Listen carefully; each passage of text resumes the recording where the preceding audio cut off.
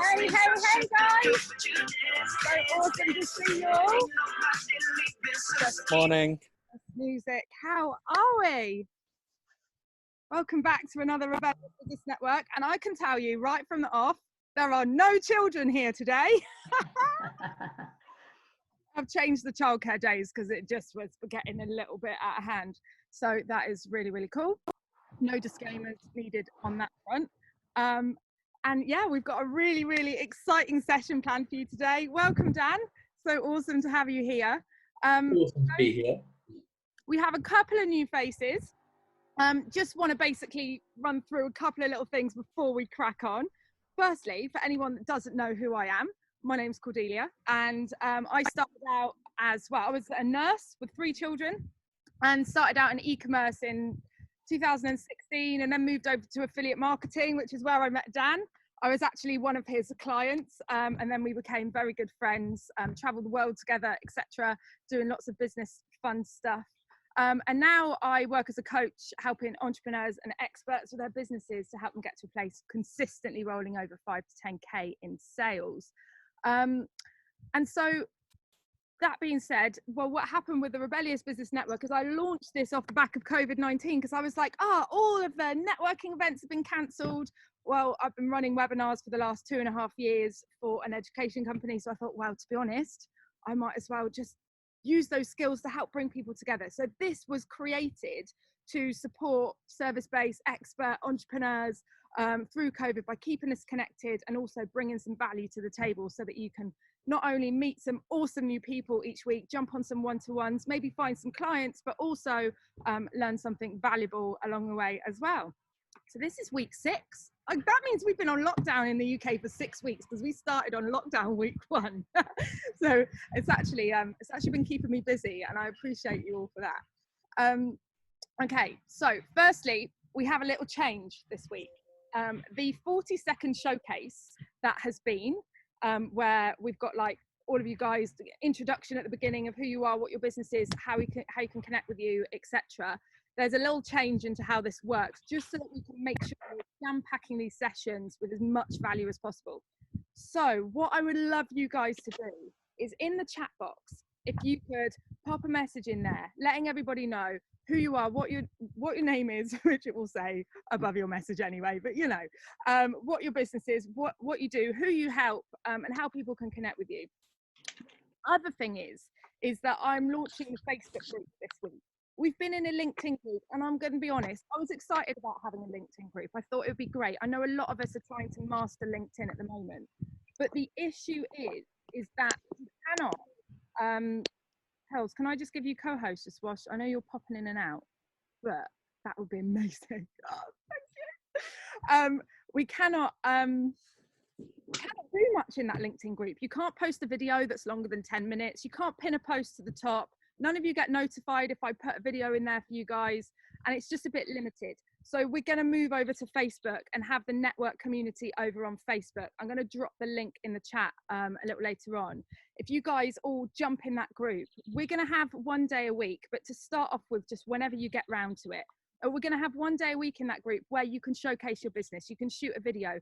The only rule is please don't be spammy. Like nobody wants the spamminess. And I know you guys aren't going to do that anyway.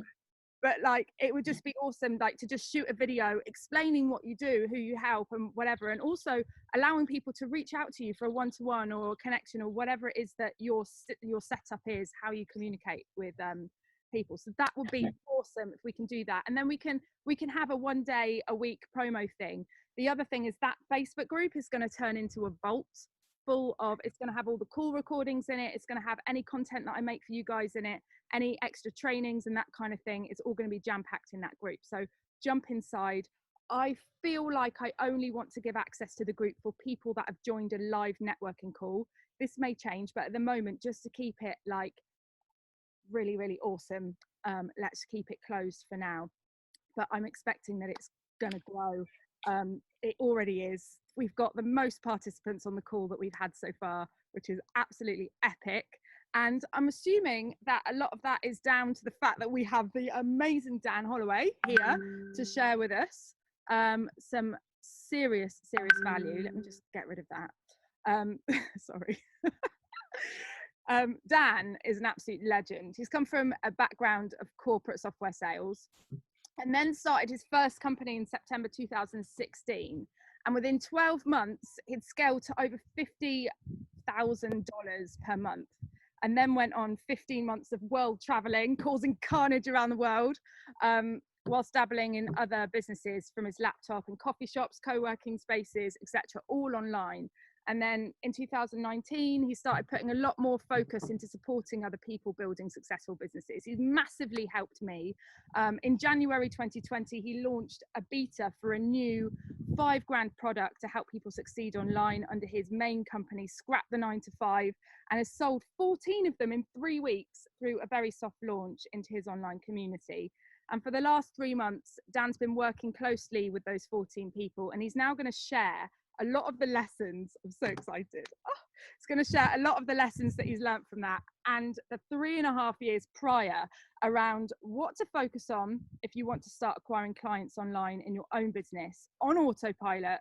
So with that said, Dan Holloway, so happy to have you here. Over to you. Thank you, Corky. What an introduction. I appreciate it. I'm going to try and live up to the introduction now. And basically the next hour or so that I think we have together, is it about an hour, Corks? Is that right? Yeah, we're quite flexible. We just go as long as we this up to 12:30. We usually round off at around 12 though. But yeah, we'll see. Yeah. Okay.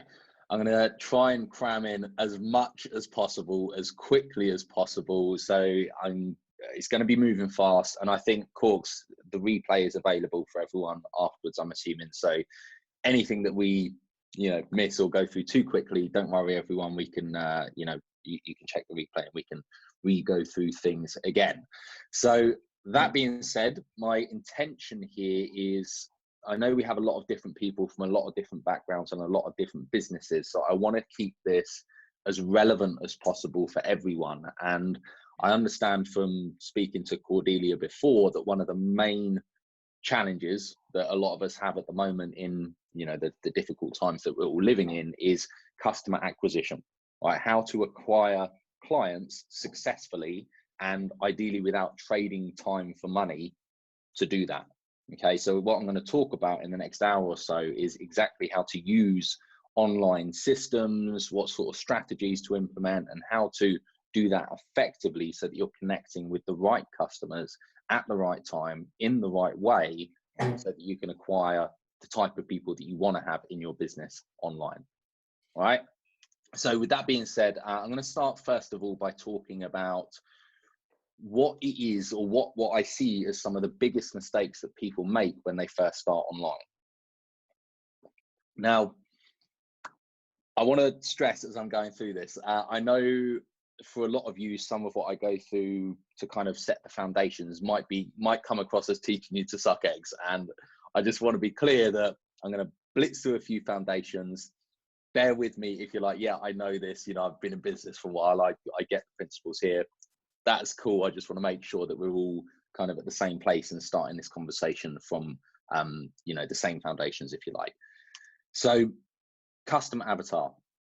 First of all, number one thing that I see that people miss when they're either starting in business or when they're, struggling to acquire clients online, often the problem is that they're not crystal clear on exactly who it is that they're trying to attract, who they're speaking to, and they're not crystal clear on the pains, the problems, the fears, the frustrations that their ideal customer avatar is facing. Because obviously in business, the only reason for our business to exist is if we are providing value, if we are solving people's pains and problems, fears, frustrations, etc. If we're not solving problems, there is no reason for our business to exist. It's as simple as that. So we've got to look at it through that lens. We've got to look at it through the lens of who is it that we're helping and exactly how are we helping them. And a lot of the time people can end up being quite sort of fluffy with this. It's like, oh, I offer, I'm just going to pluck something out of thin air here, but it might be like, I offer accounting services to people who need accounting. And, what we do is we're professional, loyal, trustworthy accountants, and you can come to us for all of these services and we'll do a great job, right? that's kind of the gist or the backbone of the service offering. And there's nothing about that is unique, that is specific, that is exciting, engaging, and most importantly, that is directly speaking to the pains and problems that a hero ideal client is facing right now. Because if you can get clear about that, you're going to be head and shoulders above your competitors in this space. And I'll give you an example, right? Let's imagine hypothetically that you're a business with a business premises, and let's imagine that your plumbing upstairs has your pipes just exploded, right? Water's pouring through the ceiling, flooding your showroom, your customer facing part of your company. It's going everywhere. It's a nightmare, right? And you're like, okay, I've got to solve this right away. And you go on Google and you search for emergency plumbing repairs in Fulham, because that's where you're from. And you have two results that pop up. Let's imagine the top two results that pop up are, number one, hi, my name's Joe Bloggs. I do a bit of handiwork in everything. I can do your driveway, I can do your plumbing, I can do your electrics, I can do your carpentry, I can build a shed, I can do anything you need. Just give me a call right away and I'll come and help you out. Right? That's option number one. Option number two is we specialize in emergency plumbing repairs for businesses, 24/7 call out. All we do is help businesses in emergency situations, and our team is perfectly mobilized to support companies who need a fast service, fast turnaround. Call us now. Who are you going to call? Not Ghostbusters, right? You're going to call option two, obviously, because they are the specialists that are directly positioned to help you solve that exact problem that you have right now. And too many people in business, they position themselves as option number one. The temptation is, oh, I don't want to limit the services that I offer because then I'm excluding people. So I'm going to make sure that I can offer lots of services and lots of products to lots of different people, because that way I can capture more of the market. So I actually know you're coming across as very vanilla and you're not appealing to anyone. And in marketing, if you appeal to no one, right, if you're trying to market to everyone, you appeal to no one. And a lot of us miss this. The more specialized and the more focused that you can get, the more that you are positioning yourself as the perfect solution to your perfect client's problems. And the more that they will come to you instead of your competitors who kind of just offer a bit of everything to a bit of everyone. All right. So it's kind of the foundational concept that I think we need to be having this conversation through. And this applies whether it's online or offline, but it's even more so online. And here's why.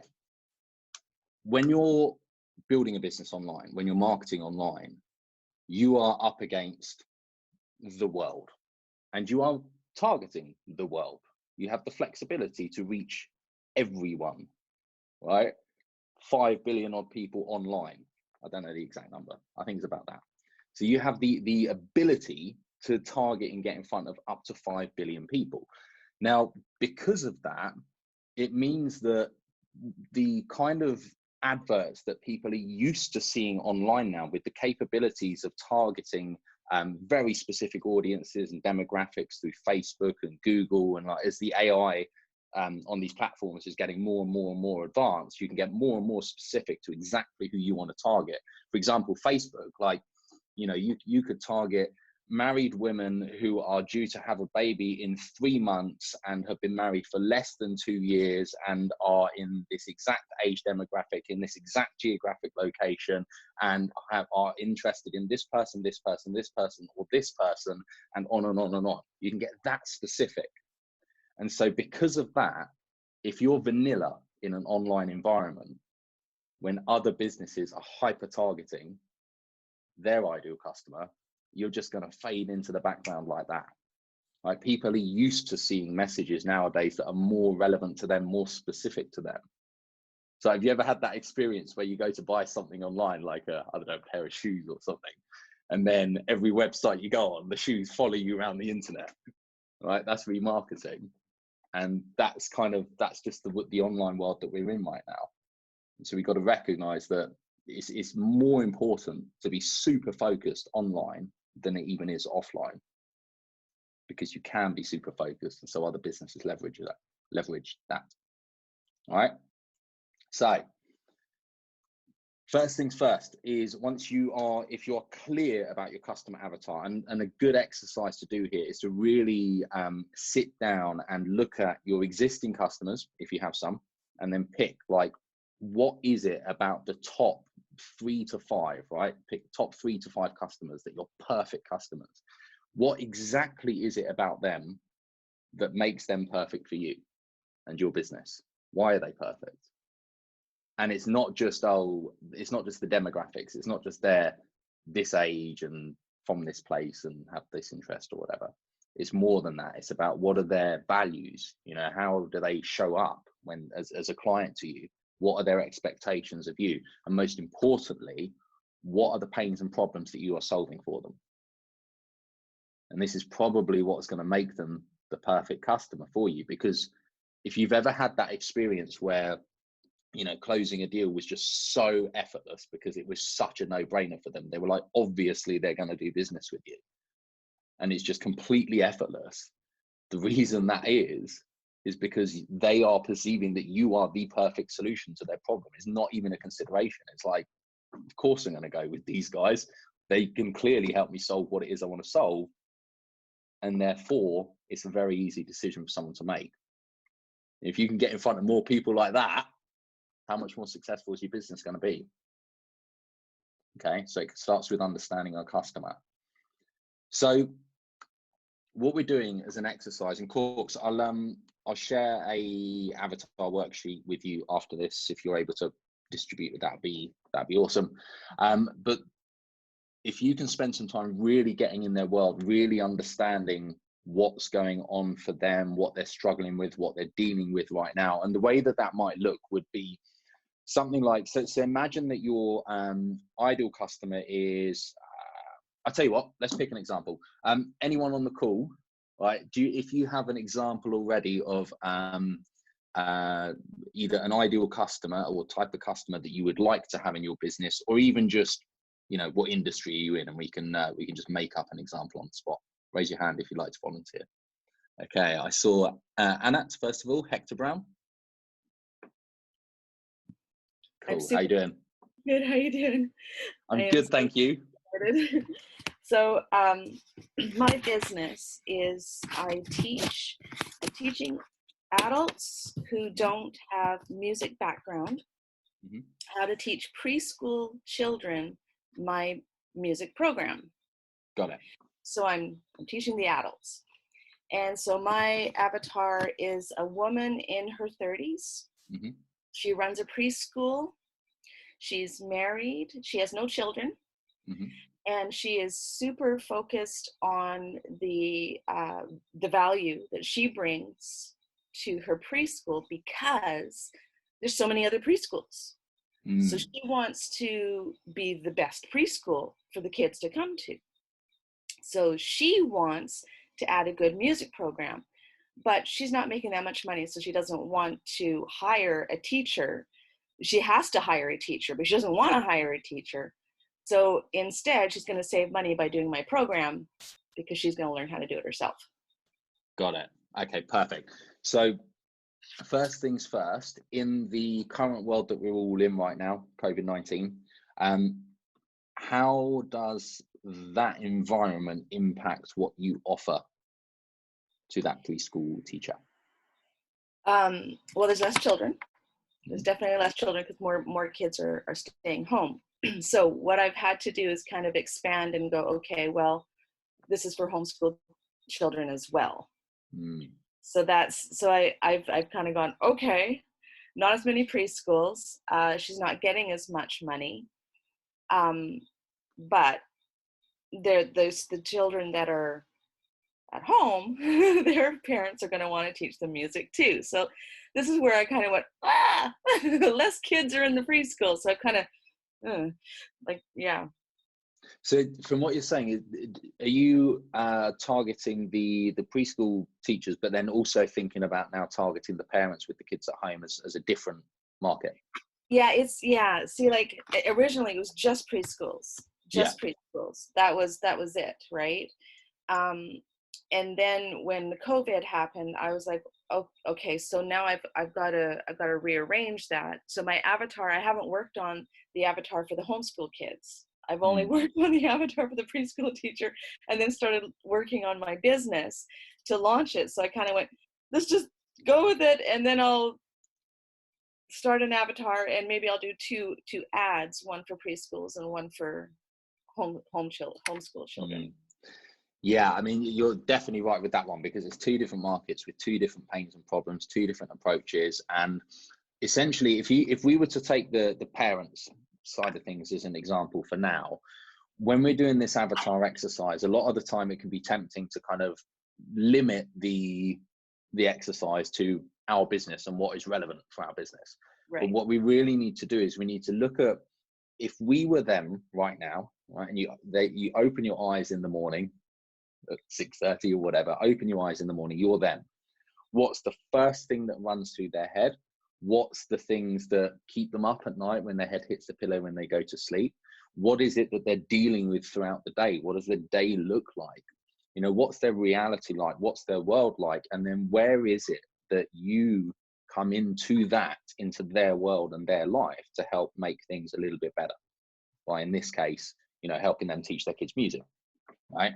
So the more that we can get into their world, and the more that we can connect with that and understand that, you know, right now their life might look like, they open their eyes, the first thing they think about is that their job that was secure, right? Let's say it's the woman and the husband worked and she looked after the kids, for example, just as a hypothetical situation.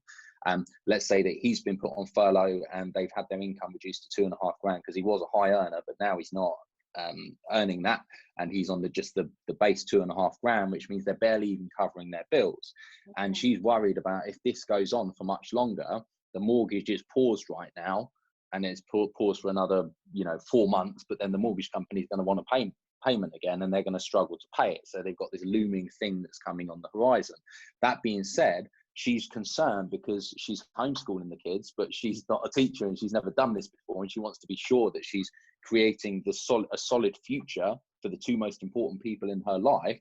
But she's struggling with that right now, and they're passionate about music and they want to do music, but she doesn't know how to teach them music, and she's juggling all these things, and all this stuff's going on at once. And from that space, how can you help her, right? And the more clear you can get about that, the more you can understand what she's dealing with and how to speak in the language that's going to connect with her and resonate with her. Because if somebody feels that you understand them better than they do, they will follow you as a leader. And in this case, trust that you can help them, in this case, teach their kids music, right? That's kind of where we need to come at the avatar exercise from. It's that level of understanding and connection and empathy. Is that anything you've ever done before, Annette? What do you mean done before? The sort of an avatar exercise to that depth before kind of developing products and offerings and so on? No, this is my first time ever. Like, I've been a teacher for a million years, and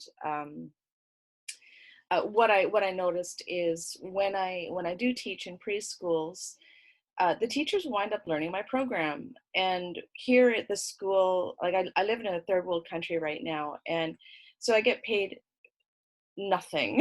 Like, I make $500 a month. That's what I live on. Yeah.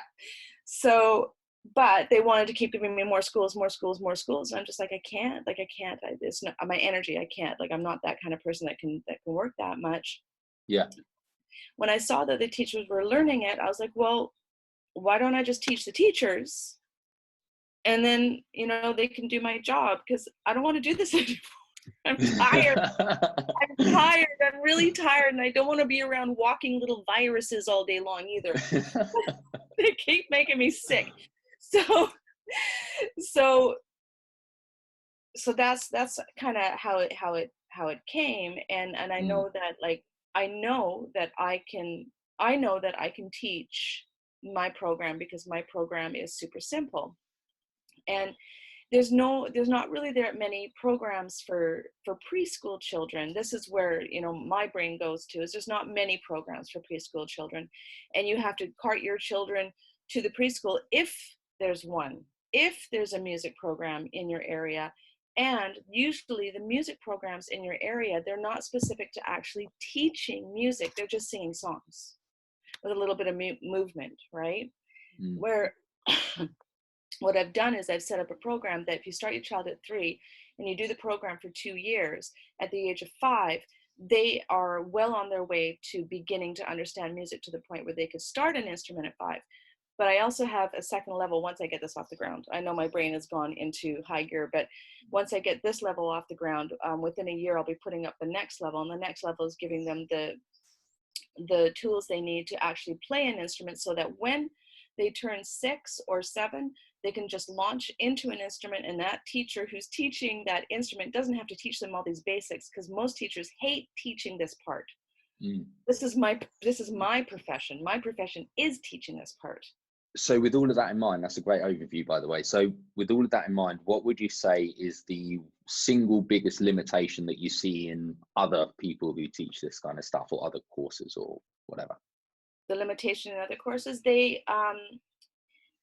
haven't honed in on teaching preschoolers the basics of music, because they have, like, I've really been specialized in this, and there aren't many teachers that are specialized in teaching preschools. When they think of teaching music in preschools, they just sing songs and do a few rhythms. Whereas I actually teach them the full gamut. Like, by the end of the program, they know how to do a full scale.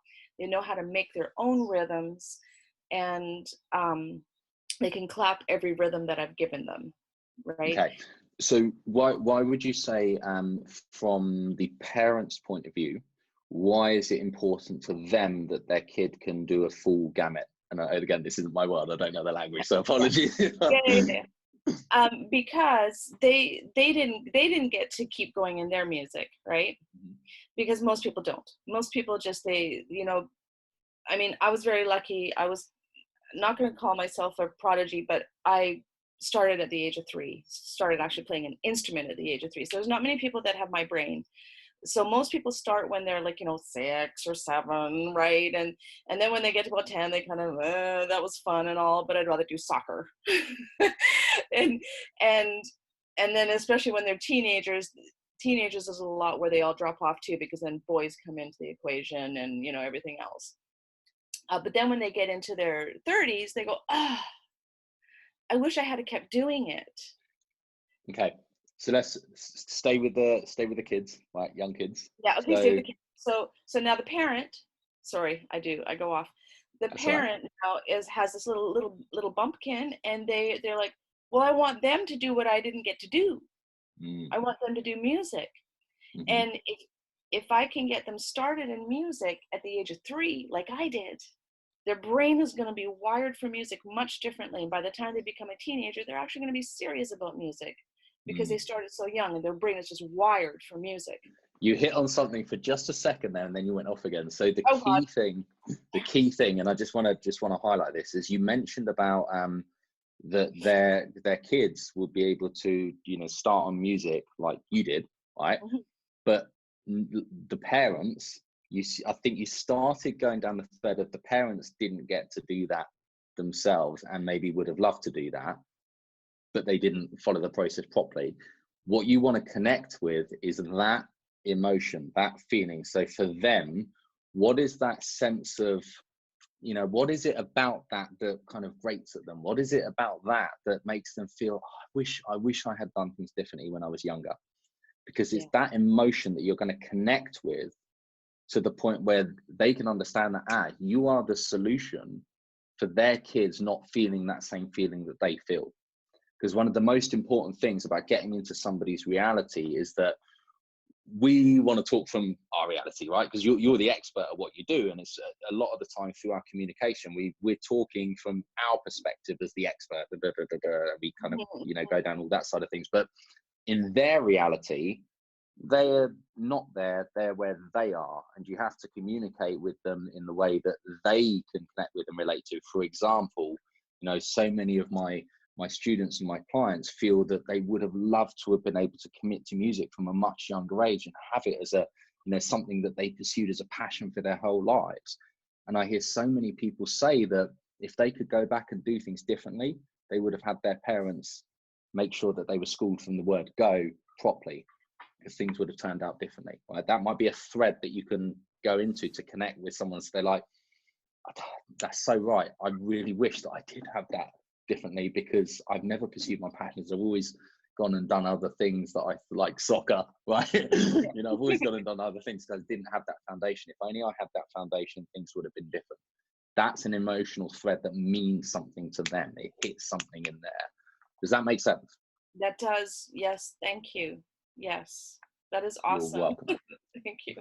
You're welcome. That's the kind of thing you need to connect with. So with that foundation, Anna, thank you for coming out and sharing that and giving that example. That's perfect. So I'm going to kind of maybe loop back to that a couple of times as I move forwards from here. Thank you. Thank you very much. Anytime. So with that in mind, what we're now going to start talking about is, how do you structure an offer? How do you present an offer online in a way that connects with people in this way?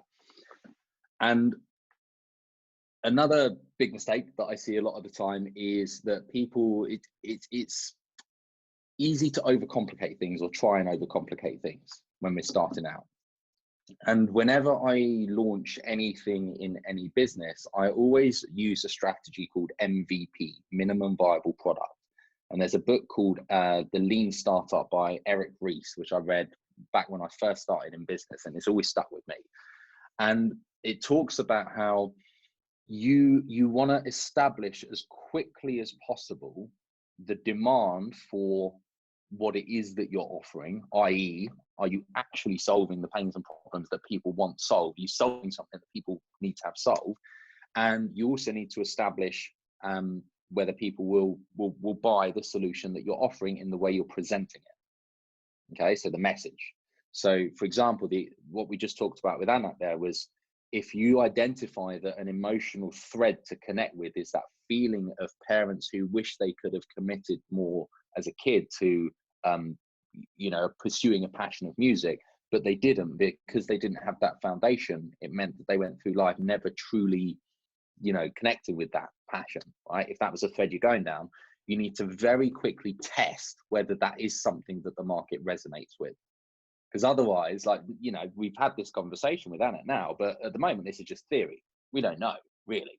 Until we try it, we don't know whether people will connect with this. We might be off the mark.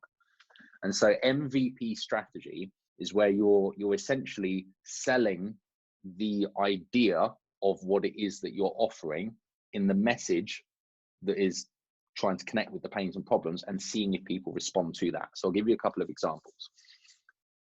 If I was selling a course, and this is what I advise people who do make courses to always do not build the whole 10, 12-week course and then go, right, I've got the course, now I'm going to try and sell it.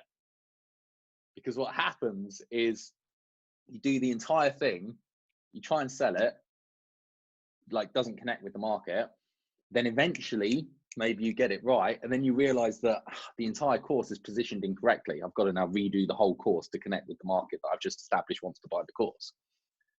And so when doing courses or anything like that, MVP launch strategy, a really good way of doing this, is just do week 1 of the course and then try and sell it online, right? Try and market it online.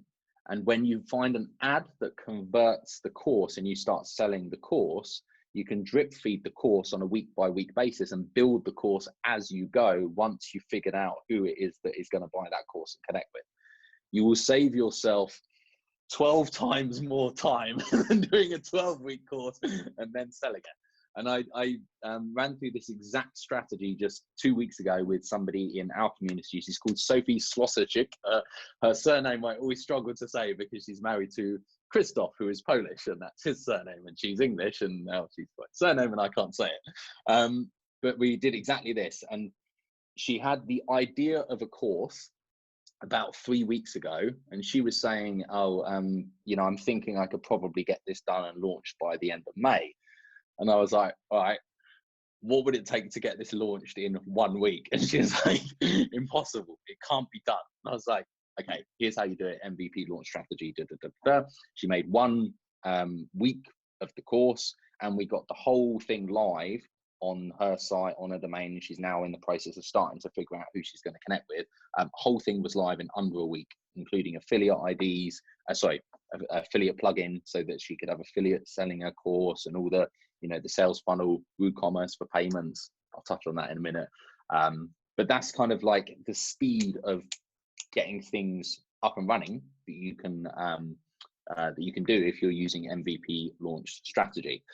Another example. So one of my companies, I'm just going to share the screen in a second with you guys here. So this is one of the, call it the dabbling companies that we made while I was in. So at this point I would have been in Poland, and then I was going across to Asia. And this company is called Bamboo Bar, which is an eco-friendly, all natural, vegan, refillable, reusable bamboo deodorant. It's a work in progress. We have stock that's en route at the moment. Obviously, I'm sure you can imagine coronavirus has caused a few challenges with importing from China. But the point of sharing this is that the launch strategy for this company was we didn't go through product manufacture, prototyping, getting samples in, building the product, and so on and so forth before selling it. The way that we launched this product was we had the idea for Bamboo Bar. I went to Upwork and hired a CGI designer for $400. Said, hey, this is what we got. Can you design imagery, basically computer generated images for this bamboo product? Got the images, got Shopify, built a Shopify store in about a week, just, used the images, smashed the store together quickly, and then did Instagram paid marketing to some target markets that we thought would resonate with this product. 2 of them flopped, 1 of them was successful. And from that, we then went, right, there's the demand for the product. It's this type of person that wants it. And then we went to prototyping and manufacture and went back and forth with the factory in China to get this whole thing developed. We sold it first. Now, what happened is when people purchased the product through our Shopify store from our Instagram adverts, they bought the product, and then 2 hours later, they received an automated email that said, so sorry, product's out of stock. We've given you a full refund, and here's a 20% discount code to use on your next purchase. Because we needed to test buyer intent. We couldn't just say, oh, enter your email address if you're interested. We had to test whether will people actually get their card out and buy this product. And that's what we did. And we sold product. We established that's where the demand is. And that's then when we went to manufacture to create the product. So that was MVP launch strategy for physical products. And so my advice here is always, always, always think about how can you either get a bare, like skeleton, super simple version of your product out to a market and test whether people want it, or how can you get the idea of your product out to a market and then test whether people want it, or how can you get a super simple, like 1 week of a 12-week course version of your product out to a market and then test it. And if you do that, you'll be making sure that there's demand and you know who you're serving before you go through the lengthy product development process. Quick check-in, any quick questions so far before I move on from that concept? Please raise your hand if you have something. I'm going to take that as a good sign. All right, cool. Okay, so next thing to talk about is how do you then start to, or how do you structure your offer through an online sales funnel? So in online business, your sales funnel, and think of a sales funnel like it's your customer journey, right? Quick show of hands, who either is very familiar with what a sales funnel is or is actively using sales funnels in their business right now? Okay, perfect, good stuff, thank you. So sales funnel or online customer journey is basically the process that somebody goes through from when they see your advert or your content or your video or whatever it is online, right? Something that is advertising the front end of your offering of your business. From the moment they see that, what journey do they then go through to the point of product purchase?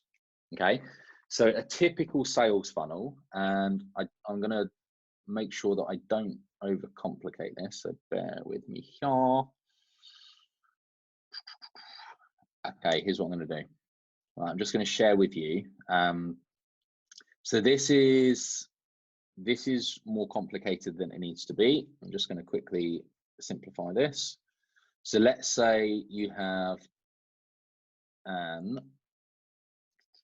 I'll show you a live example of this in a second.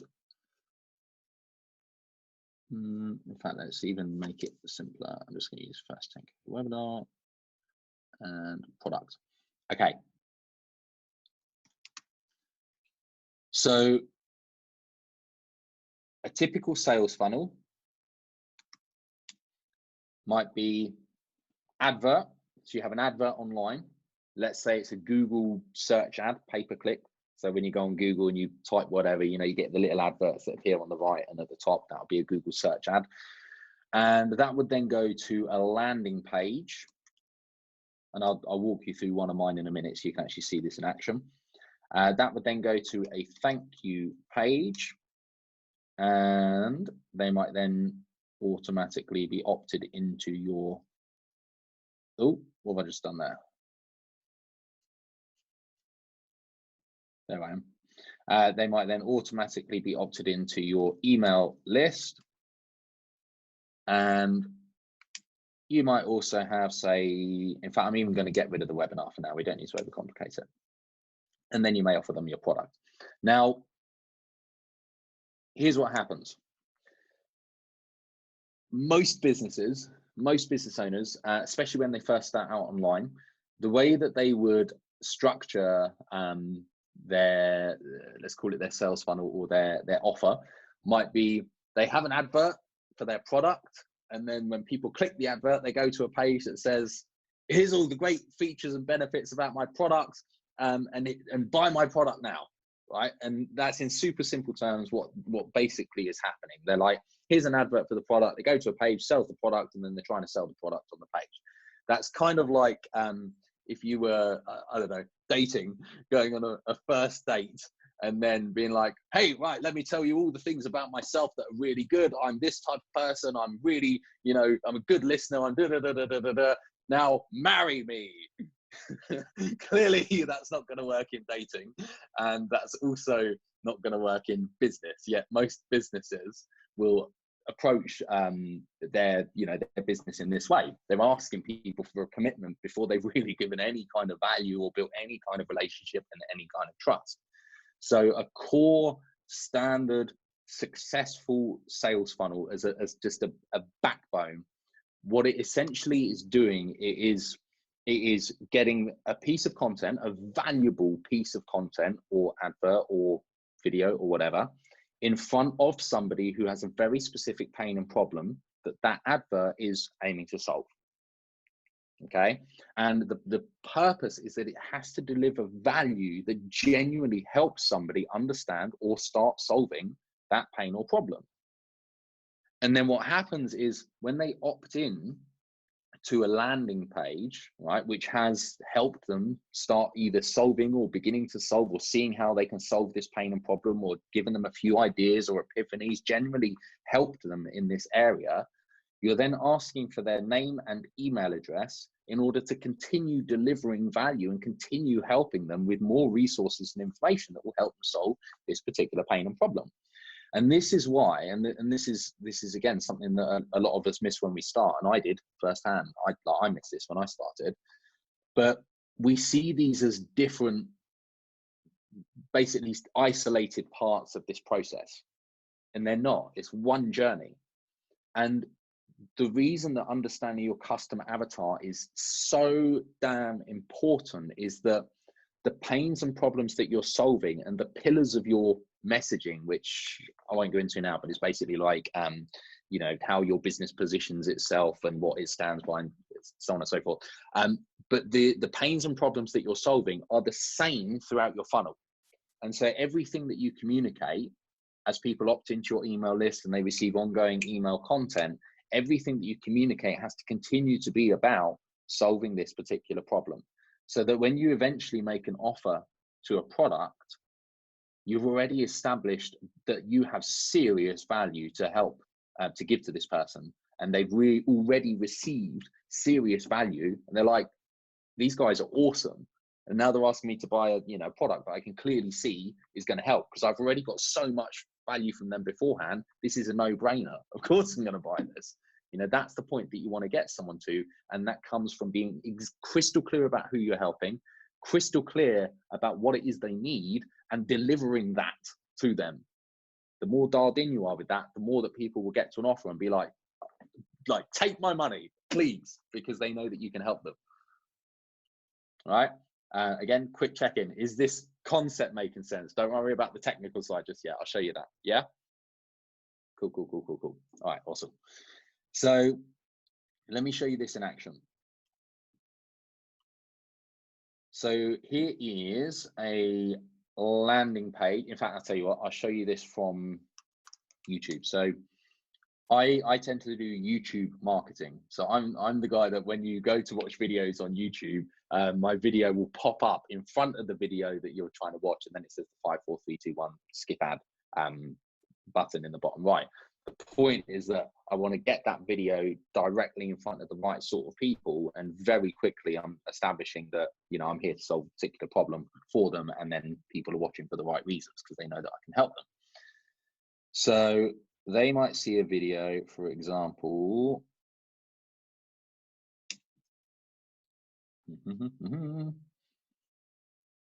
Okay, so for example, an advert like, so this is one of the main ones that I'm running at the moment. We're not going to watch it, but it's it doesn't, you don't need to overcomplicate it. You don't need to hire a professional videographer or anything like that. I mean, as you're like, I'm sure you can see in the video right now, and where this video is shot, I'm sitting right here, right? I've just got camera just set up there, and you can use an iPhone as well. I've got a couple of light boxes, so one there that you can get for 40 quid off Amazon. I use a lapel mic. It's called a lavalier Rode microphone. I'm actually voice recording right now, so of course, if you want better audio, I'll send this to you after. Just plugged into my phone, super simple. It's just native voice record. Oh no, I'm not recording it. Stop recording. Scrap the audio thing. Hopefully this audio is fine. But yeah, that's just plugged into my phone. Super simple setup. You don't need to go over the top with it.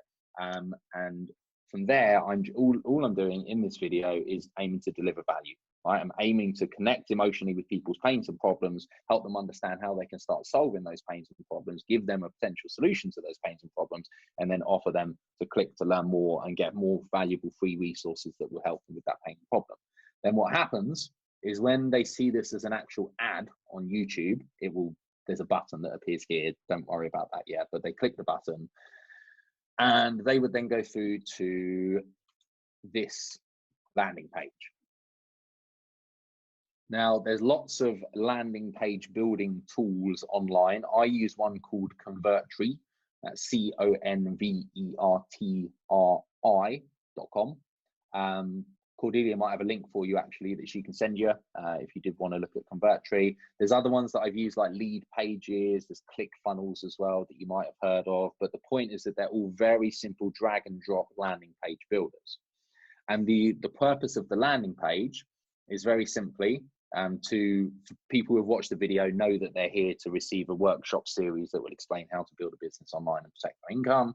And they would then enter their name and email address, and this form through my landing page, excuse me, is linked to my email autoresponder. Now, you absolutely must, and this is a non-negotiable in online business, you must build an email list.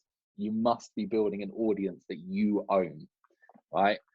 If we're just relying on social platforms like YouTube or Facebook or something like that, that's okay, right? You're building an audience of followers and you're growing a network.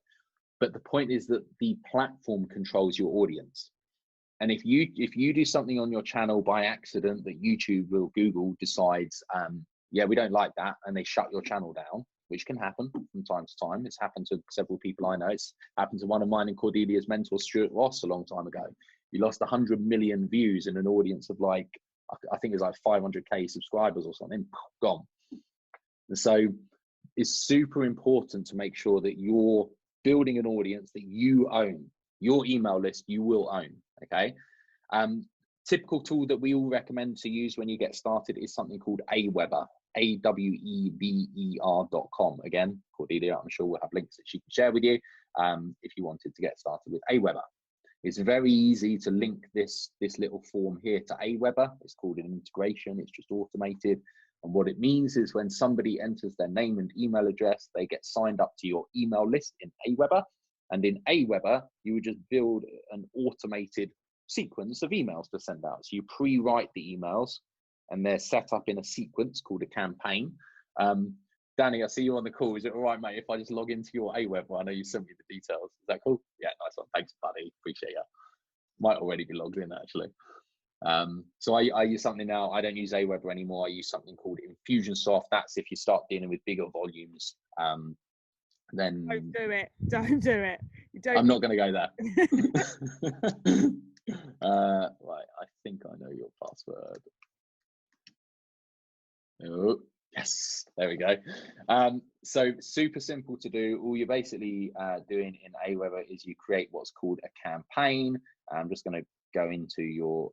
I need to move Zoom out of the way. So all you're doing is drag and drop, as you say, right, when someone signs up, send them this message. Then one day later, right, Danny, I will undo this, don't worry, mate, I won't mess with your campaign. Then one day later, send this other message, and each time you can just create the message, write the message, and you basically create a sequence of emails. And again, this can seem quite overwhelming at first, but if you just remember that what you're doing here is delivering value and helping people solve the specific pains and problems that you're helping people to solve. When you get the question of what should I put in my emails, what you should put is stuff that helps solve the pain and problem that you're trying to solve. Like, what free resources can you give someone that's genuinely going to help them? And so you have your sequence of emails, and then on maybe email 6, email 7, email 8, you will then offer your product, okay? And the link in the email would go to a page where you sell your product. And that's it. That's a simple standard core sales funnel that can become a backbone of your delivery of your offering to people. And who, by the way, is in some form of, you do some form of coaching, consulting, like you offer a high ticket service, or your time. Okay, a couple of you. Yeah, cool. So there's something which is an important concept. Actually, it's in this book. An important concept to get. It's called a value ladder. This book is called .com Secrets by Russell Brunson. Right there. Really recommend reading this if you want to get started using, building sales funnels and stuff. And a value ladder is basically an ascension of, you don't offer someone a 5K product from the word go. That's too big a jump. And what you do is you offer a much lower ticket product, and then you ascend people through the ladder of value. And each time you over deliver, so that it's the next logical step is to keep, purchasing from you. And it may be, because you ask, hold on, if I'm solving people's pain and problems, and my first ticket, low ticket product solves that pain and problem, why would they keep buying from me? Well, then the next step is, well, what's the next logical step in their world? Now they've solved the problem of, in an Anat's example, if they've solved the problem of teaching their kids music, what's the next logical step that they might want to do if they want to take it further? Right? Anat would know that better than me. I'm not going to pretend to make it up, but you might, in a health and fitness example, it might be you do a 10-week automated course to help someone establish a foundation for their fitness goals. But then if someone really wants to take it further, to commit to 12 months to get absolutely shredded and create the body of their dreams, like Danny Ham is on a mission to do at the moment with one of our mutual friends, Gerard Hall, and his cut transformation program. It may be then that they want to commit to have one-on-one coaching from you, right? And that might be a 3K price point, a 5K price point, I don't know. But the point is that you wouldn't ascend someone straight into that, but you need to deliver, the lower ticket value before you get to that point. And all of this can be done, right? You can create a sales funnel at the front end of your business, which is essentially acting as a lead generation machine for you, so that when you're having conversations with people about your high ticket products, you're speaking with people who have already purchased from you, already love you, they've already been following your content, already got a ton of value. And so the point when they're speaking to you, they're like, oh, I can't believe I'm actually talking to you. I've been following you online for ages, right? that's a much more empowering sale for both you and for them, because you've built that relationship in the right way without trading your time for money. Quick check-in, Cordelia's put in links in chat. So for all of you guys live on the call, to the resources that I'm mentioning, whether it's Convertri, whether it's Aweber, you can just click those and check them out for yourself. So, where was I? I was halfway through showing you a sales funnel. So if you recall, someone views a video, they click from the video, they go through to a landing page, they enter their name and email address. I'm just going to make one up just so it'll go to the next page. So they click send me the videos. They then go to a thank you page. Now on this, right, I actually offer a webinar that people can sign up for.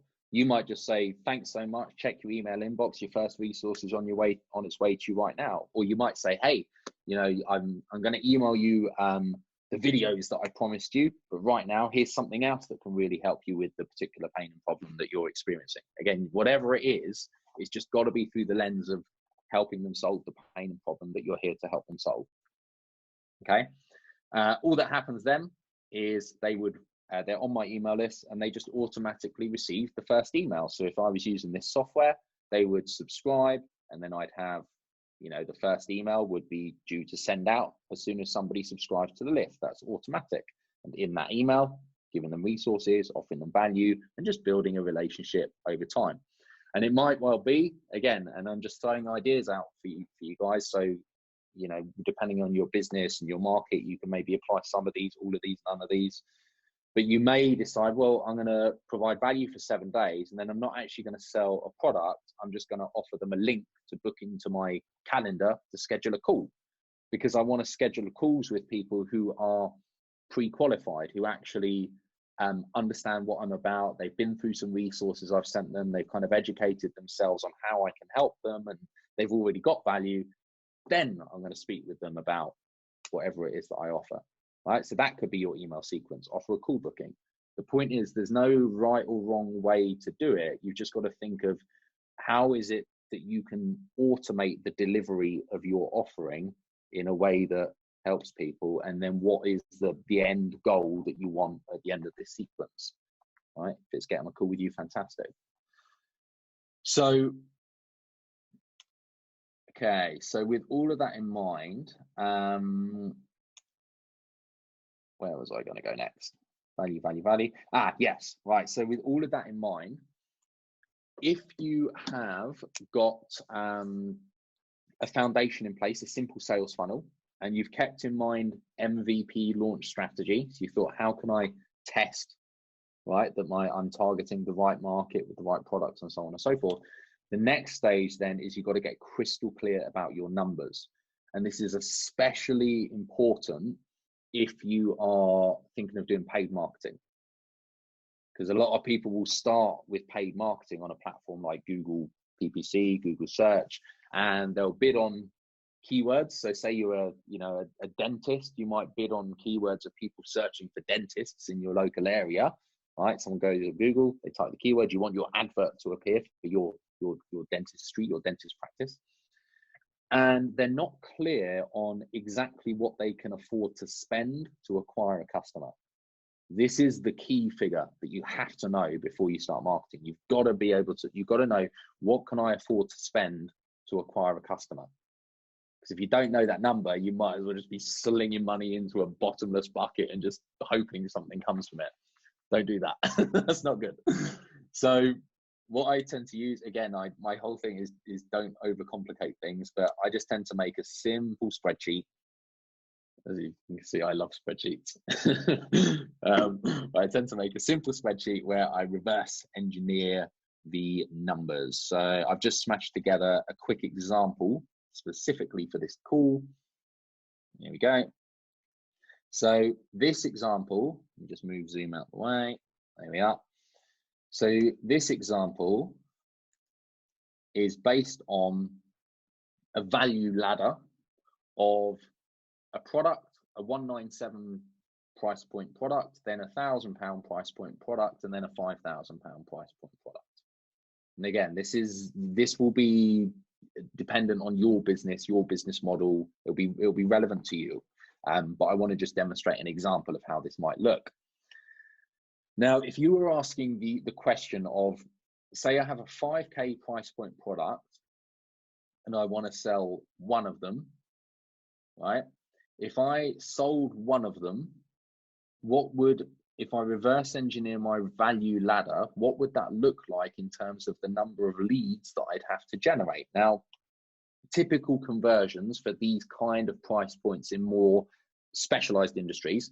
So when I say specialized industry, I mean, online business, for example, is not really a specialized industry. I can target anyone, everyone, which means that my conversions tend to be lower because it's harder to specifically speak to one type of person. But if you're like a dentist or an accountant, a corporate accountant or something like that, you're speaking much more specifically to a certain type of market, a certain type of industry. So these conversions would be applicable to that sort of scenario. So if you had a 5K price point product, you might expect, say 20% of the people who buy your 1K product to then go and buy your 5K product. And you might expect 35% of people who bought your 197 product to go on and buy your 1K product. That again would be a pretty typical conversion. And you may expect 5% of your leads, if you're getting in front of the right people, and a lead is, in the example I showed you, an email address, an email opt-in, right? So you might expect 5% of people who opt in to receive value from you to then go and purchase your front end product. That would be a fairly typical example for a more specialist industry. And so what I've done here is I've just done a spreadsheet that calculates, it reverse engineers the numbers, and I've just put in a number at the top until this number down here equaled 1. Right, so just put in 100, no, that needs to be higher. So I put in 300, go, oh no, that needs to be lower. And I've just gone and I've realized that 286 is the number that gives me 1 down here in the spreadsheet. And then what I've done is I've done another simple calculation that says, if I sell 14.3 of a 197 product, how much revenue is that from that product? 2817. If I sell 5 of a 1K product, how much revenue is that? Obviously it's 1 point something, so it's given the extra £5, but don't worry about that. And the same for this one here. And the point is then the spreadsheet adds them all together. And so what I'm saying here is, for me to sell one 5K product, it means I also at these conversions would have sold 5 of that, 14 of that, and in total that revenue adds up to 12,827, which means my return per lead, my return per email is £44.85. And the calculation for that is just what was the total revenue here, right? So what was the total revenue divided by the number of leads? That works, it breaks it down as the revenue per lead. So revenue per lead was £44.85. And the return per acquisition of the 197 product, same calculation, is the total revenue divided by the number of products, means the return was 897 per 197 product sold. And same calculation for the £1,000 product as well. Now, let's say you then decided, I want to add in my monthly overheads for my business, right? Because it's not just revenue, I want net that's remaining after overheads. So if your monthly overheads were £3,000, you can just chuck in £3,000, and then we can do a net return per lead, which is your total revenue minus your overheads divided by the leads. So that would mean your net return per lead is £34.36, and your net return per 197 acquisition, same calculation, is 687. And then let's say you decide, you know what, I want to take 3K out of my business each month as my salary, right? That's what I want to pay myself in the business. So again, we can add that into the calculation, and I can say what then, right, is my cost per lead. If I take 3K out of the business and I have 3K overheads, and here's the revenue, and here is the amount of leads that I get, and that means that I can spend £23.87 per lead with a 6,827 marketing budget, and that's basically that's the money that's left over. So I'm saying I can spend 6,827, cover my expenses, pay myself, and I can pay up to £23.87 per lead. That's what I can afford to spend. And I know as well that I can spend £477.42 per 197 product sale, because I know that the revenue from these ones will compensate for it and, you know, cover the costs, right? It's all the same calculation. And the relevance of this is, now that I have these figures, as I start marketing, if my lead cost is higher than £23.87, I know that I'm not going to be able to cover my monthly profit and my monthly overheads, and I'm not going to generate that revenue. I know that that is my highest lead cost that I can afford to spend. And so what that means is, if you spend 100 quid and you've only got 2 leads at 50 quid per lead, you're missing you're missing your metrics. You can very quickly realize something's got to change. On the flip side, if you spent 100 quid and you've got 10 leads at a £10 cost per lead, you know that you're well within your target metrics to be profitable here, which is great, right? That's awesome. And then the same thing applies when you sell your first 197. You look at, how much did I spend to sell that 197? If you spent, right, if you spent £1,000 to sell your 197, well, you know that you need to be at 477 cost per sale, because otherwise you spend £1,000, sell it, you're off your metrics, you're off your numbers.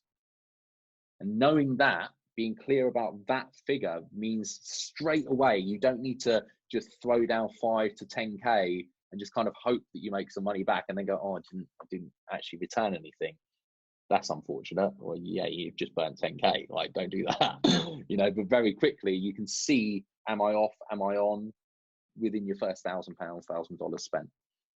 This is the importance of knowing your numbers, knowing your metrics, and it's reverse engineered based on your product price points and typical conversions. Everyone following the idea behind that? Thumbs up if we're good. Don't worry if it don't completely make sense yet. You can check the recording, and I know I kind of just blitz through that, but hopefully the concept makes sense. You've basically got to reverse engineer your numbers. And then final points, I know we're kind of starting to run over on time a bit, is once you are clear about your numbers and you have some targets to hit as you start marketing, you can then start thinking about, where would I market? Where could I market to get in front of my ideal customer? In other words, where are they hanging out online? Where are they going online? What are they typing online to try and solve the pains and problems that, you know, demonstrate that they have the pain and problem that I can help them solve?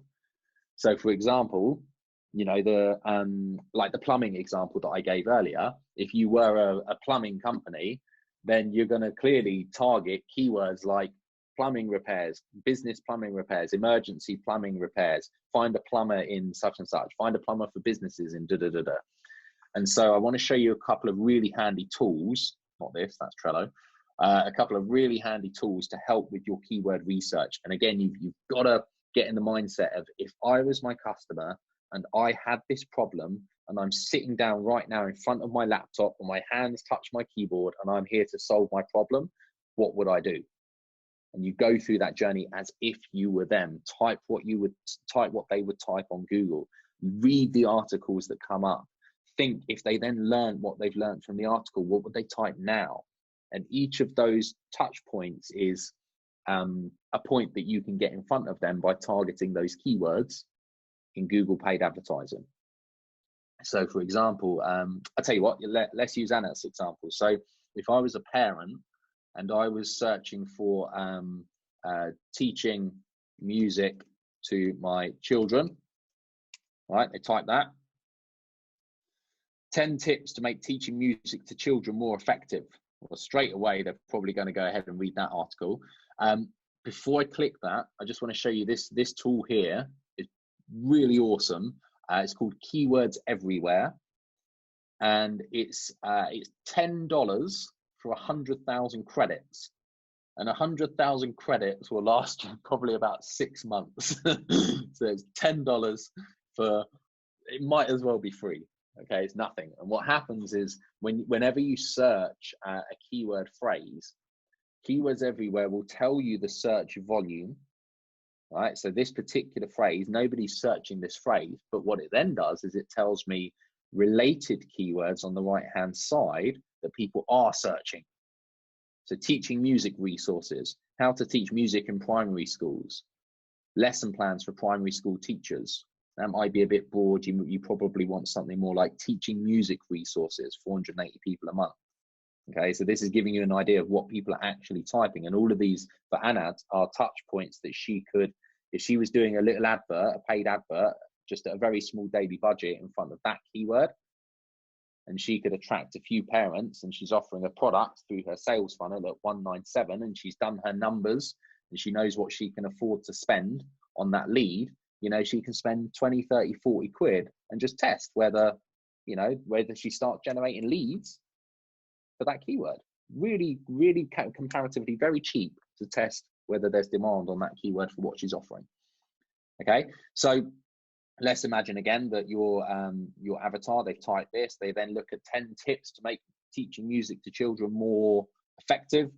They read through this article, positive attitude, incorporate practical engagement, keep boredom at bay, teach music your students like, technology is the 21st century teacher's best friend, encourage pupils to interact, creativity, teaching music through games is more fun. Okay, so let's say they read the article and they go, all right, well, let's type games for teaching music.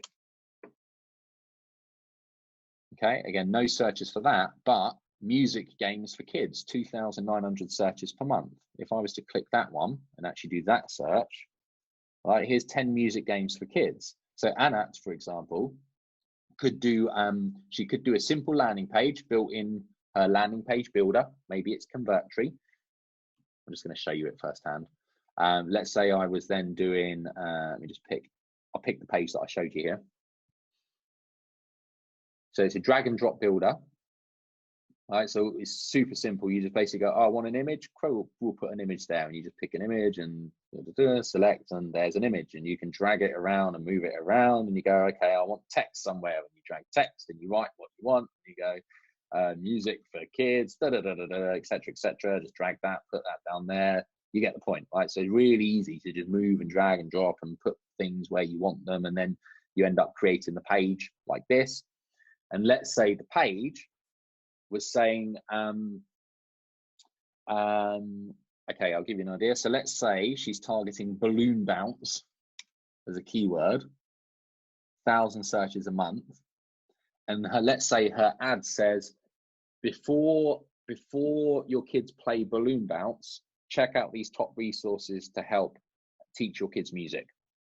All right, let's say that was the pay-per-click ad that she was targeting here.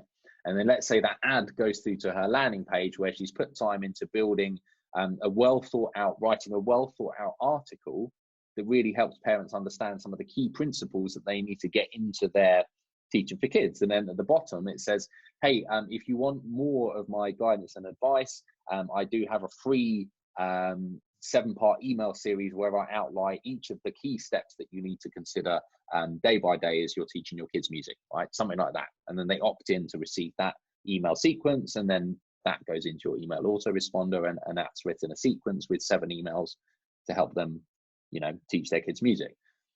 So all you're doing, again, you're just thinking, what's going on in their world? How are they trying to solve these pains and problems? You're looking at the keyword search terms and whether people are actually searching them using keywords everywhere. And then the final thing is, you would, in this case, you would go on Google Ads. So just type, just go in Google and just type create Google Ads account. You can create an account. They have a more basic editor and then a more advanced editor. I'm not going to go through on this call a training of how to use Google Ads.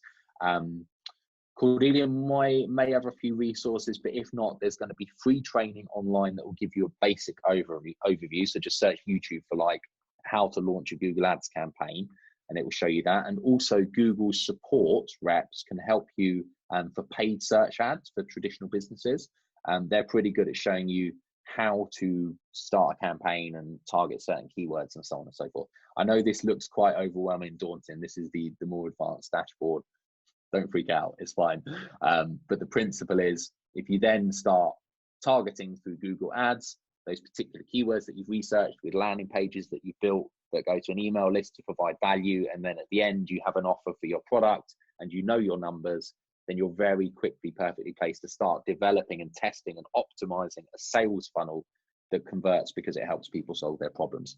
Final point, and this is crucial, is if you're going to market online, you've got to develop what's called the marketer's mindset. And the marketer's mindset, the way that I explain this is, I'm going to try and do a little visual here.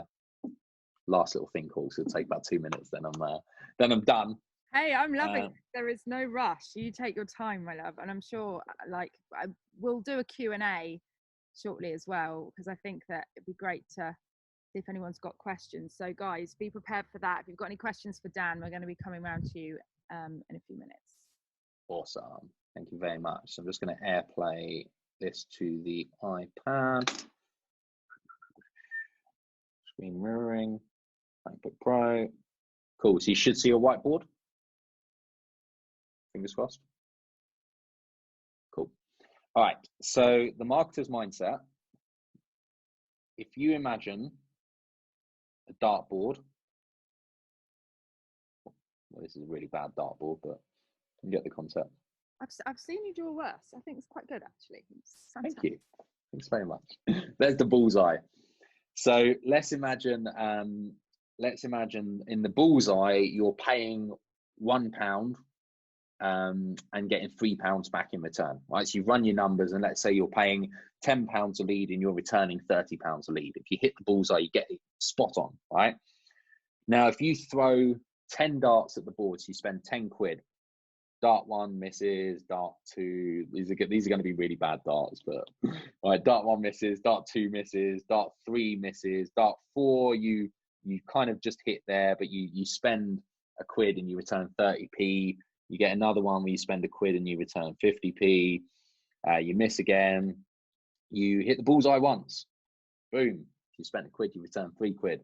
You hit the outside one more time and you miss again and you miss again. I've not been counting these darts, but let's say you hit one more bullseye. So let's say, for argument's sake, I've forgotten the numbers I've said, but let's say for argument's sake, you've spent 10 quid and you've returned 6 quid, right, from that spend.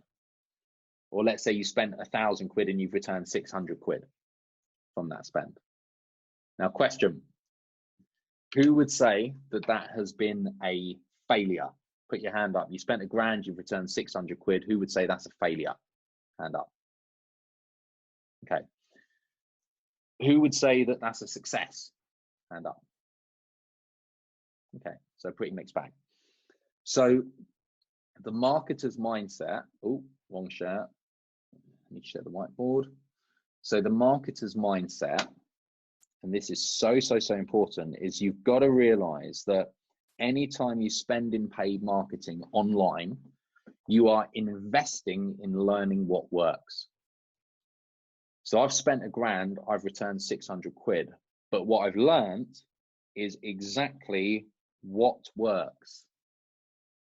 I've learned what campaigns have I spent, £1 in and returned £3. Because for the next £1,000 that I spend, I'm just going to spend it in those campaigns. And now the next time I spend £1,000, I return £3,000. So was that first experiment a failure, or was it a success? Because it's that experiment that taught me where to spend my next £1,000 to return £3,000. So overall, I'll have spent £2,000 and I'll have returned 3,600. That's the marketer's mindset. And we can get this as a concept, but I would say probably 8 to 9 out of 10 of us, when we first start, it's like, oh, I've spent money and I've lost it. I've lost money on campaigns. And we've always got this fear going on. We start spending, we don't see the results coming in, and we're like, oh, I want to stop. It's not working, stop. You want to stop it. But what you've got to realize is that you're investing in learning what's not working, and you're investing in finding what's working. You're digging for gold. You're trying to find those 2 bullseyes, right? You're trying to hit the bullseye. And when you do, you're going to start doubling down on that, and you get closer and closer and closer. And the only way that you would lose, right, is if you stop building a business, if you stop figuring out what works, if you stop that path to success. Because when you ultimately get there, if you're sure that you're going to get there, because you're not going to give up, you're not going to quit, you're just going to keep going and keep going and keep figuring it out, keep working out how to deliver value until you nail it. When you get it right and you look back, will it matter what you had to do to get there? If your business is doing 100K a month, if your business is doing 250K a month, $1 million a month, whatever, right? Will it matter what you had to invest to get there? It doesn't matter anymore. Like you've got to there. Now you've got bigger challenges. Now you're at like $1 million challenges, not £1,000 challenges. So just recognize that as long as you know that you're determined to make this work and you're going to succeed because you're not going to give up, it doesn't matter what you have to do to get there. It's just part of the process. It's just part of the journey. And this is so important in paid marketing. You've got to have the mindset of like, if it doesn't work, good, you've just figured out something that doesn't work. If something else doesn't work, good, you've just figured out that doesn't work. And each time you're getting closer and closer and closer to that bullseye.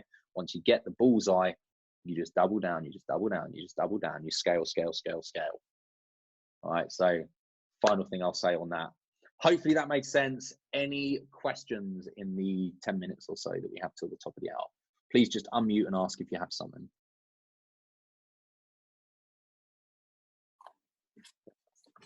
David. Just a quick hi. Just a very quick question. I've seen on the internet like memberships like Simplero and things like that.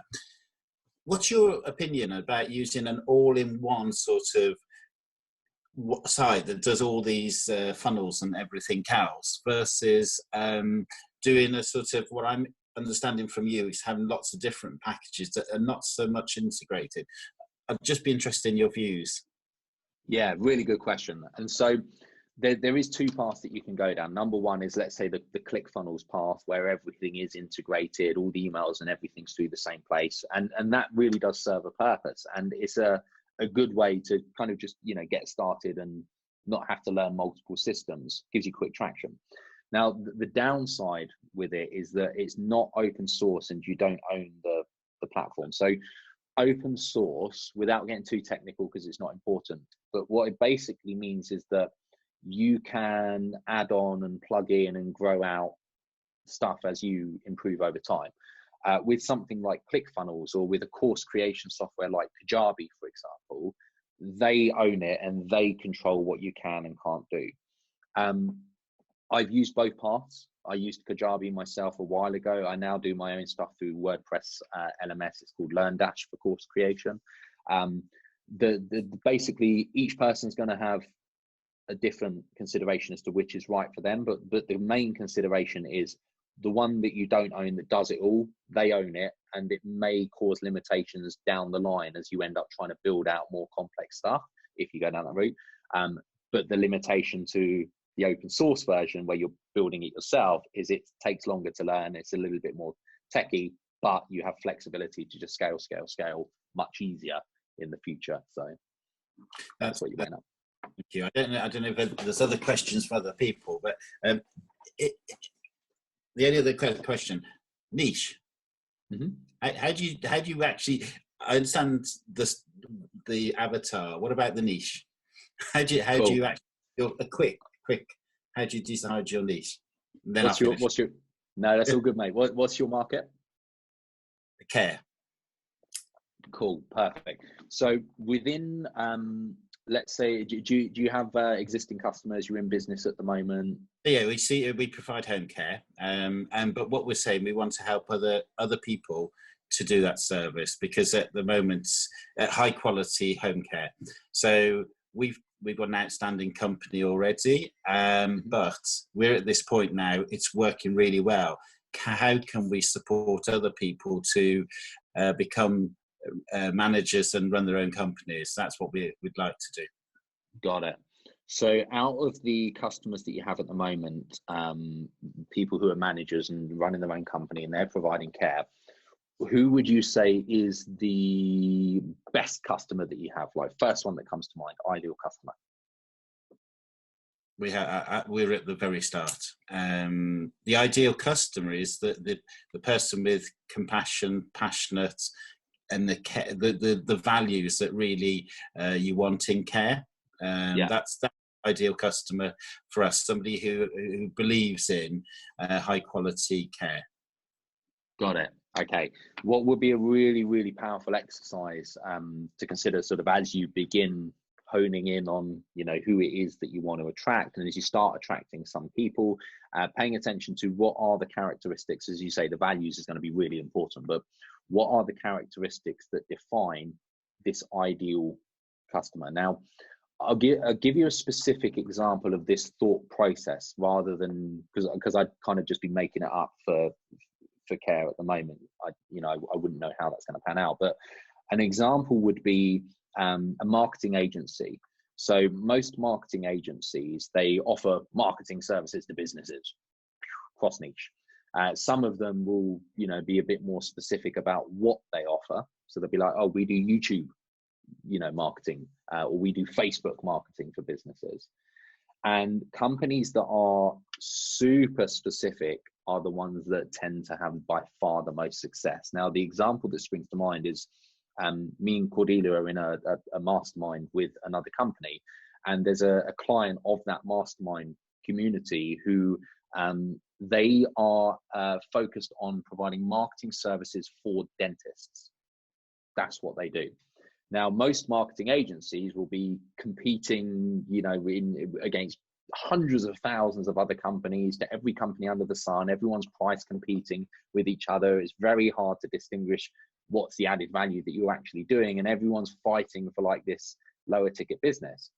But the agency that specializes in, they do marketing services and client acquisition for dentists specifically, they charge $3,000 a month retainer for their services, which is like, I think about 5 times higher than the average. I'm not sure about that number, so don't quote me on that, but it's a lot higher than the average number for marketing agencies. And the reason being is, if you think back to the plumbing example, they're targeting dentists, they're specialists in client acquisition for dentists. They have case studies of dentists, of how they've helped dentists. They understand the dentistry industry better than any other agency. And when a dentist goes on Google and they type marketing services for dentists, and they see every generic marketing agency and then these guys, they're always going to click on those guys, and they're always going to pay more for those guys because they're the perceived specialist. Now, in the brick and mortar world, it'll be very unusual for a business to be that specific if they're, you know, getting business from their local town, for example. But online, you can be that specific. It's very easy to target actually people searching dentistry keywords. You know, if you do that, you can command a much higher price point. So I'd apply the same sort of thought process as you begin acquiring those clients, and think about how can you really hone in on who it is and what defines them and what their problems are that you want to serve. Thank you very much. All right. Thank you. You're welcome, buddy. Cool. Any other questions? Morning, Dan. A great presentation. Morning, thank you for your time. Thank you. We work in a chauffeuring and executive travel taxi service business. We do have 2 avatars, or I've just started building 2 avatars rather. One is for a business to business, and one is for business to consumer. Do you think they can run side by side, or do you think I should narrow it down to exactly one avatar? If you had to pick one, which would you pick and why? It's more lucrative with business to business. You know, that's running all year round. Business to consumer is seasonal. It goes up and down with the holidays, you know, half terms, school holidays, Christmas holidays. But business to business generally runs throughout the year.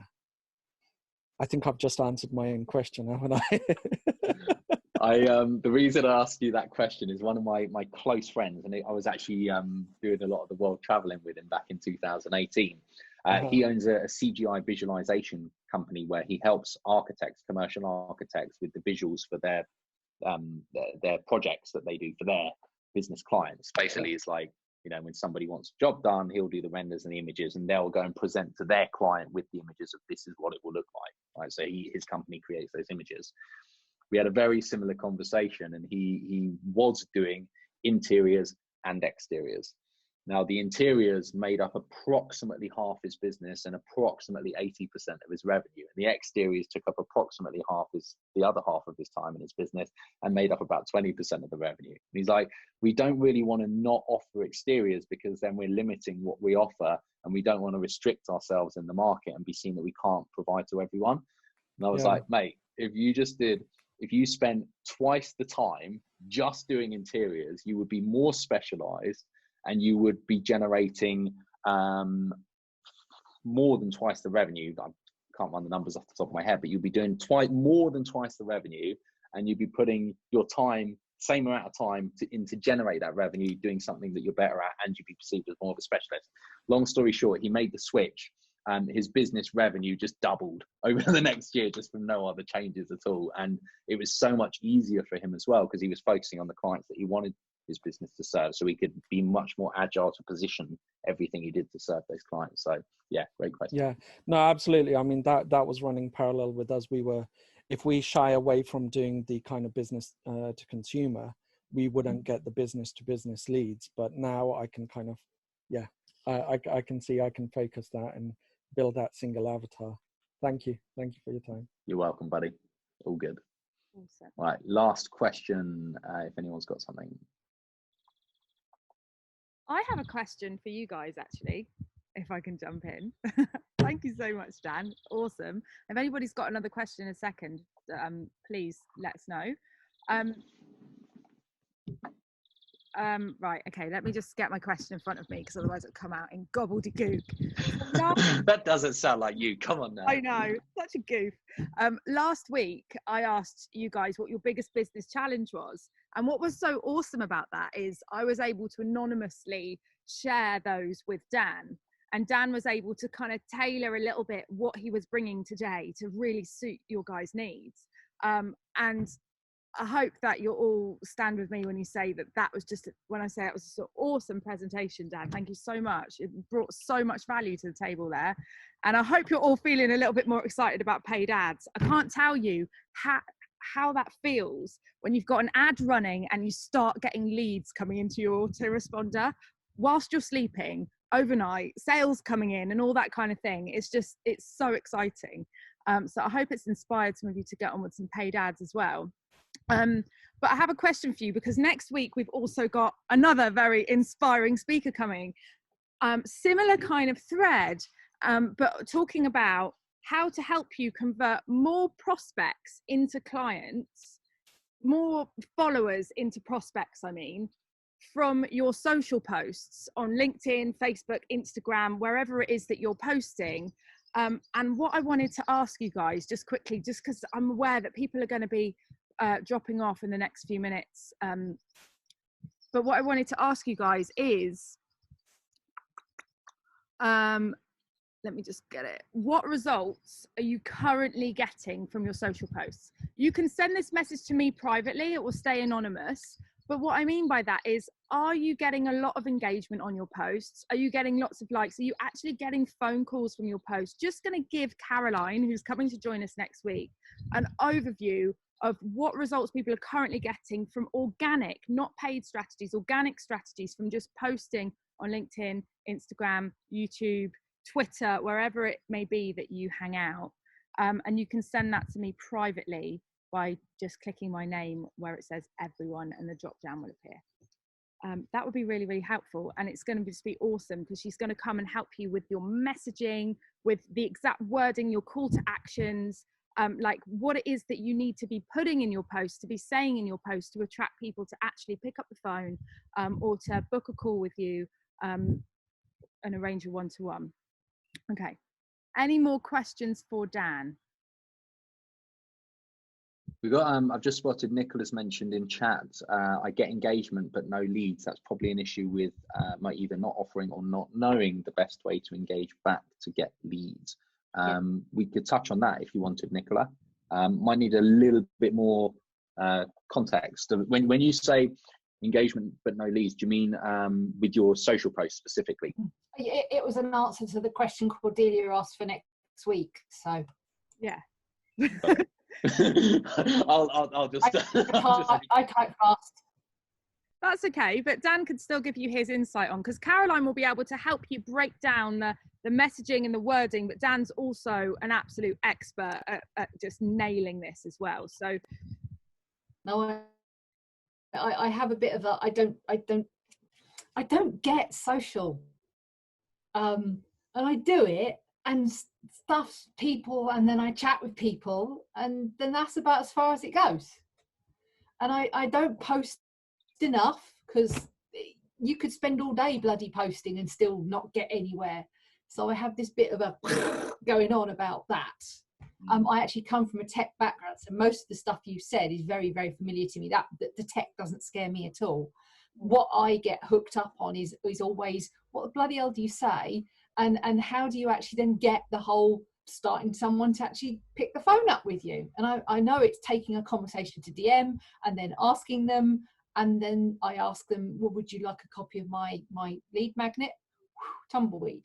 It's like, okay, well, do I ask again? Do I not ask again? How pushy do I get?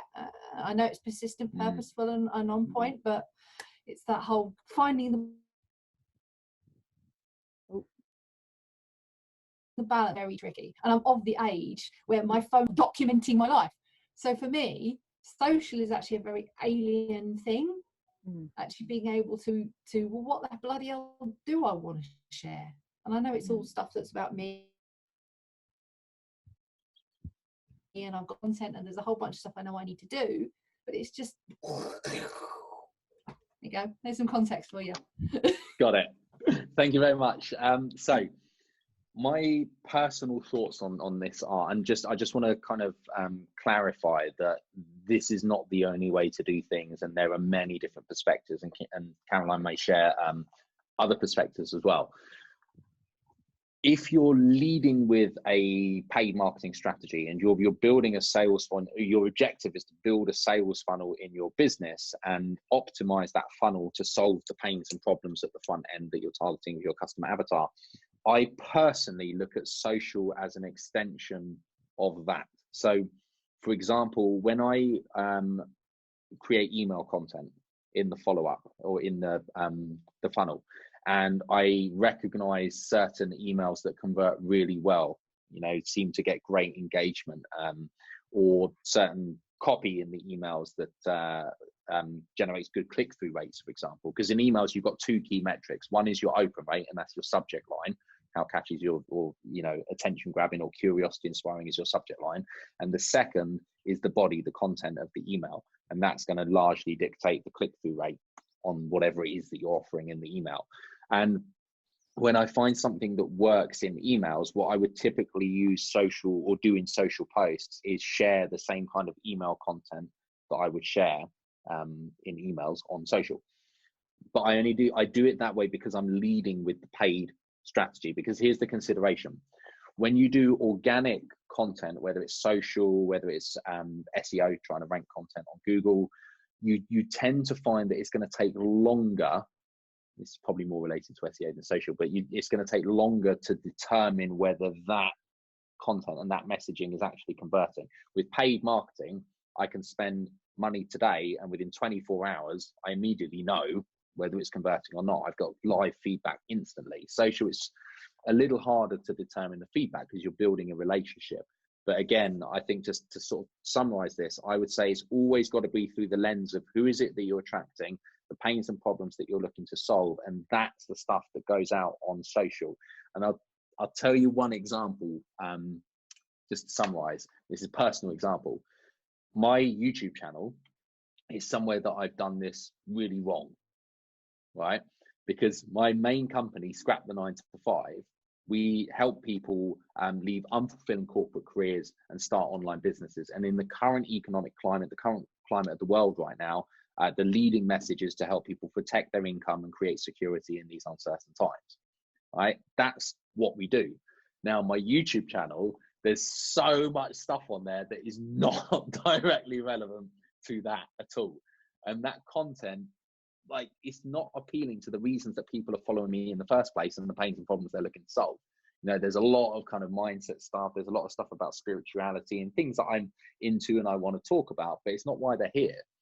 And so I'm off the mark on that social because when I created it, I wasn't dialed in to the pains and problems that I'm trying to solve for people right now. That's really what social content, I think, should be. Got to be dialed into those pains and problems. Thank you very much. I think also, I think another thing to add there is that, like, what I find that some people forget is a social platform is supposed to be social. So when you get new followers, when you get new connections on LinkedIn, or you get new followers on Instagram or whatever, shoot them a message and check in with them and be like, hey, how's it going? I see you're in this kind of business, or you do this kind of thing. Find something that resonates with them, but you can kind of start building a relationship on, and just be like, how's it going? How are you coping with lockdown? That's what I've been doing lately.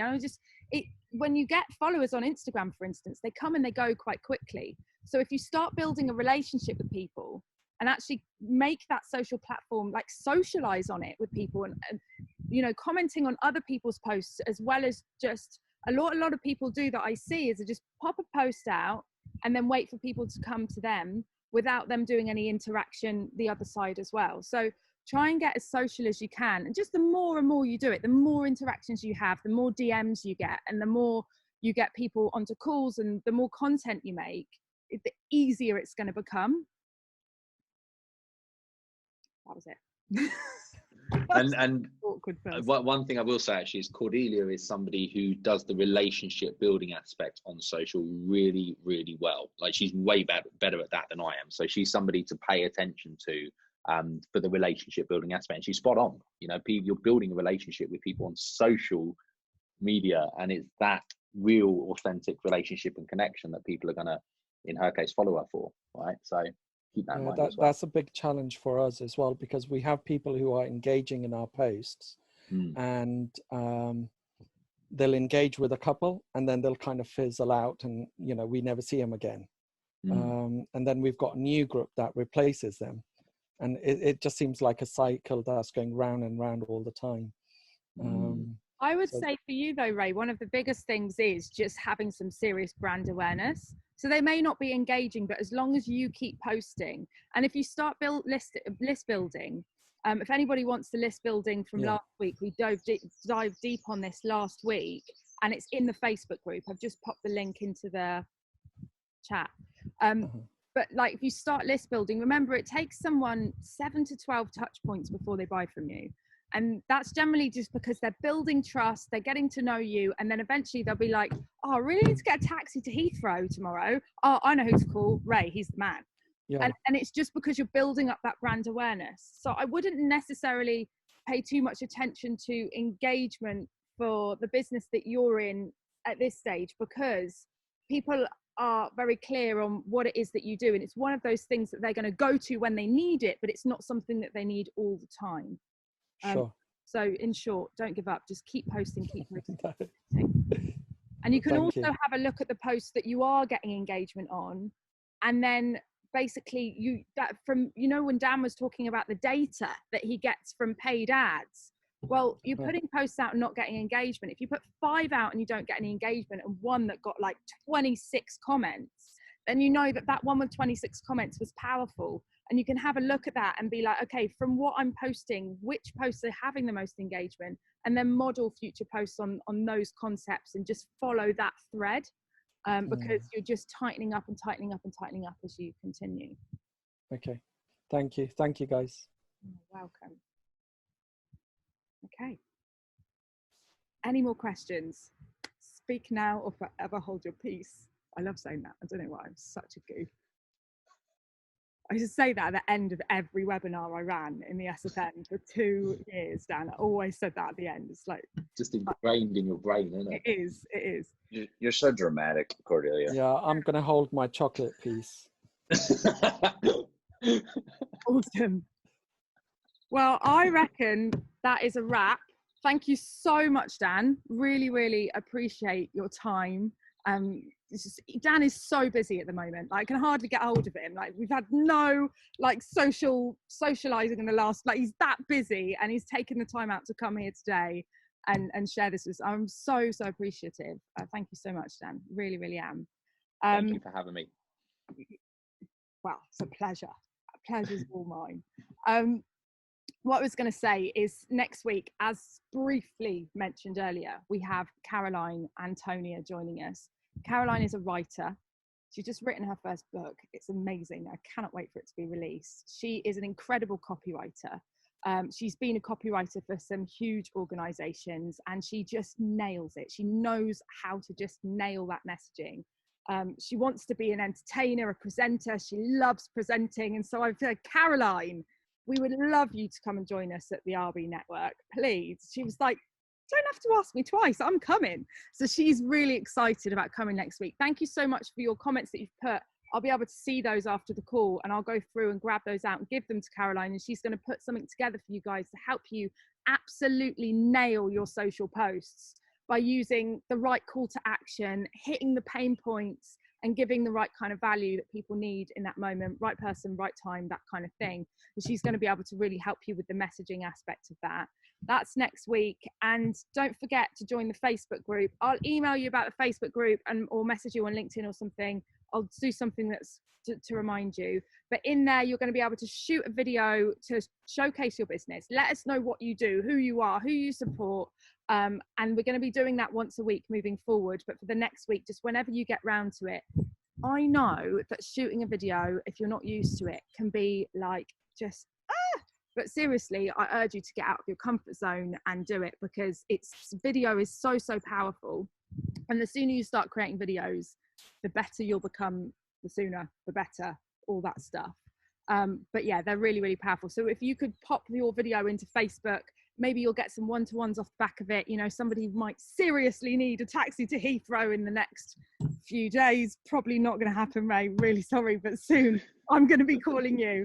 I will. You'll be the man when we're allowed out again.